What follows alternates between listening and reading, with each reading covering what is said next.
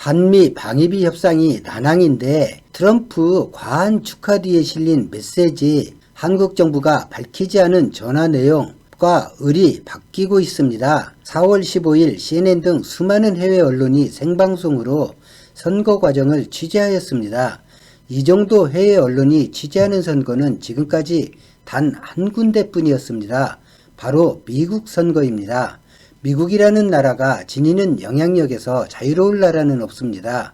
미국 선거 결과가 자국 정책 방향을 결정할 정도이니 취재를 안 할 수가 없습니다. 그런데 미국보다 모든 면에서 한국은 초라하기 그지없습니다. 코로나라는 세계적 이슈 속에서 47개국이 연기한 선거를 최초로 실행하는 국가이다 보니 그 관심이 지대해 있지만 한국이 방역에 실패하는 와중에 선거를 하고 있다면 세계의 비웃음과 조롱거리가 되었을 것입니다.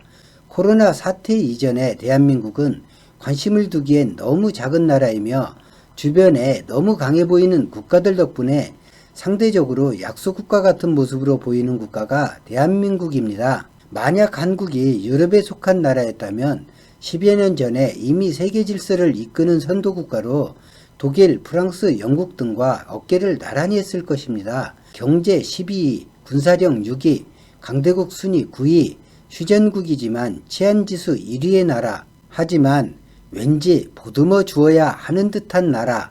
그런 나라가 지금까지 대한민국이었다면 지금은 한 문장으로 그 위치가 바뀌었습니다. 의지가 되어주고 선도하는 국가.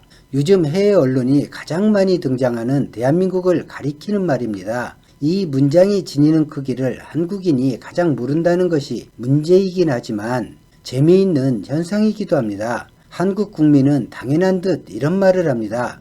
정치권이 국민 수준을 따라오지 못한다. 한국은 국민이 이끌어가는 나라다. 틀린 말이 아닙니다. 그런데 한국 국민은 급변한 해외인식을 따라가지 못하고 있습니다. 미국과 서구 유럽의 주요 국가에서 자연스럽게 주류로 편입시키고 세계 질서를 논의하는 모습을 우리는 요즘 보고 있습니다. 주류라는 국가는 본인들은 박애라 표현하는 우월주의가 저변에 있고 비주류 국가들을 대할 때 그런 가식이 많이 묻어납니다. 한국은 주류 국가로서 준비가 되어 있을까요? 어떻게 할까요? 라고 대한민국에 질문하는데 그걸 왜 나에게 묻지? 하는 모습이 아직은 보입니다. 언제나 주류들이 의논하고 만든 세계 질서의 수능에 살기 바빴던 습성이 너무 강해서입니다. 그런데 의외로 정부가 그 변화에 신속히 대처합니다. 반대로 국민은 아직 약소국민 개념에서 판단하고 사안을 바라보고 있습니다. 강대국, 주류국가 국민이 되려면 기본적으로 무시라는 것을 익혀야 하는데 그것이 쉽지는 않겠죠. 상대적으로 약한 국가나 그 국민을 볼 때 적당한 무시는 상대에게 두려움을 줍니다. 트럼프 미국 대통령이 1등을 하지 못하고 세 번째로 한국에 조금 과하다 싶은 총선 승리를 축하하고 있습니다. 전화통화를 하고 뭔가 부족했나 싶었는지 메시지를 보내고 메시지에 서명해서 한국 정부에 전달했습니다. 16일에는 폼페이오 미 국무장관이 국무부 브리핑과 트위터로 총선을 축하했고 해리 해리슨 주한 미국 대사가 2등으로 애교를 부렸습니다. 분명 총선이 정부 여당의 압승으로 끝났으니 축하하는 건 자연스러운 일이라 할 수도 있는데 보통 이런 식의 과한 공개 축하는 하지 않습니다. 정권은 언제든 바뀔 수 있고 외교는 지속해야 하는데 앙금이 남을 수 있기 때문입니다. 보통 한국민들이 이런 생각을 하실 수도 있습니다. 트럼프는 보수 공화당, 그럼 참패한 야당에 위로해야 하지 않나? 이런 생각을 하실 수 있는데 잘못된 생각입니다. 미국은 한국에서 어느 당이 이기든 상관이 없습니다. 그러니까 성조기 들고 설친다 해서 더 모아주고 쓰담쓰담 해주는 것이 아니라 상태가 좋지 않은 부류로 본다가 더 정확할 것입니다. 제 나라보다 외세를 중시하는 부류를 좋아하는 나라는 사실 없습니다. 자신과 자기 나라를 믿지 못하는 자들이 친한 척 해오면 경기를 일으키는 것이 강대국들입니다. 제 나라를 쉽게 등 돌리는 자를 이용은 하겠지만 믿을 바보는 없을 테니까요. 도널드 트럼프 미국 대통령이 전날 문재인 대통령과 전화통화에서 자신이 통화를 제안한 목적이 총선 결과에 대한 축하라는 점을 직접 설명했던 것으로 전해졌는데 아마도 방위비 때문에 축하를 더 강조했던 것으로 보입니다만 누구나 이런 경험이 있을 것입니다. 잠시 형편이 어려워 지인에게 급전을 융통하긴 했는데 이후 그 지인에게 전화가 오면 왠지 마음이 편치 않은 그런 경험 말이죠. 돈을 달라고 하지 않아도 돈을 갚기 전까지 느끼는 불편한 경험 말이죠. 트럼프 대통령은 자신이 전화하면 행여 문 대통령이 그런 어색함을 가질까 염려가 되었는지 순수한 축하 목적임을 여러 차례 밝혔다고 합니다. 그리고 트럼프 대통령은 김정은 북한 국무위원장으로부터 친서를 받은 사실을 문 대통령에게 먼저 소개했다고 합니다. 북한 문제에 자신이 결정권이 있다는 것을 확인시킨 것입니다. 양 정상은 북한 방역에 대한 이전 합의사항을 다시 확인했고 방위비나 전작권에 대해선 거론하지 않았다고 확인하고 있습니다. 친구가 승리를 거두었는데 축하하는 것이 당연하다고 트럼프가 말했다는 청와대 발표에 조금 웃음이 나오기도 했습니다. 바꿔 말하면 한국 야당은 트럼프 친구가 아니라는 그건 아니죠. 제 생각에 한미동맹 운운하며 정부가 당한 공격이 좀 많았나요? 그 쌓였던 것이 그냥 툭 튀어나온 것 같습니다. 약간 귀여우면서 유치한 그런 앙탈 비슷한 그런 거로 보였습니다. 트럼프는 방위비도 전작권도 거론하지 않았습니다. 물론 지금까지 문재인 대통령도 직접 거론하지 않았습니다. 하물며 비서관 회의나 공식적인 자리에서도 직접 거론하고 있지 않습니다.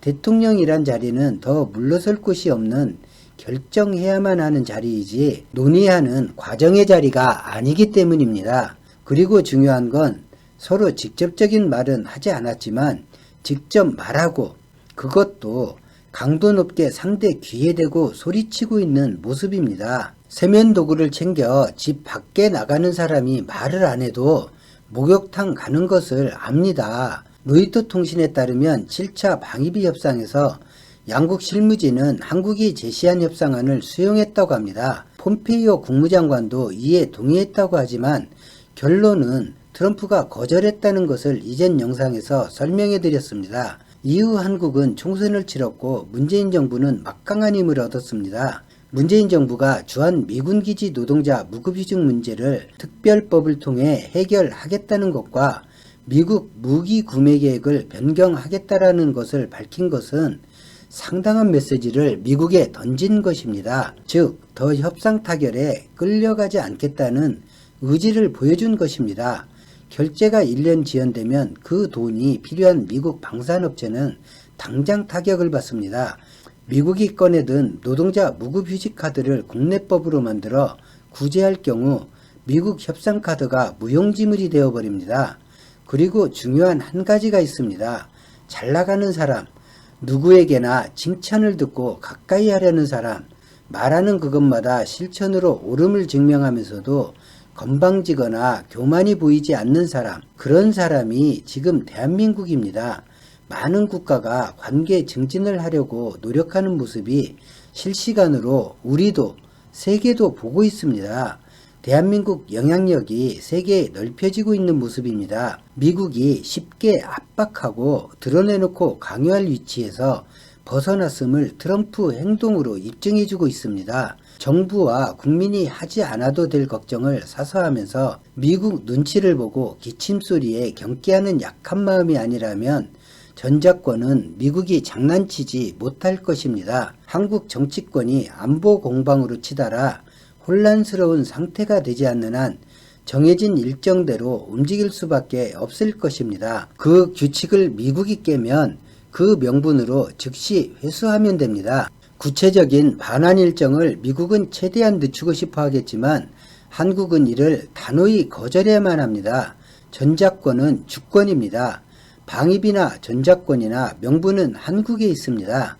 스스로 굴복하고 처분을 기다리는 정권이 아님을 미국도 알고 저도 합니다. 미국이 꺼낼 다음 카드가 곧 나오든지 협상이 타결된 소식이 들리든지 하겠지요. 대한민국 약하지도 않고 비굴하게 굴 필요가 없는 나라입니다. 국민이 최소한 해외 평가만큼 자부심을 느끼시길 바랍니다.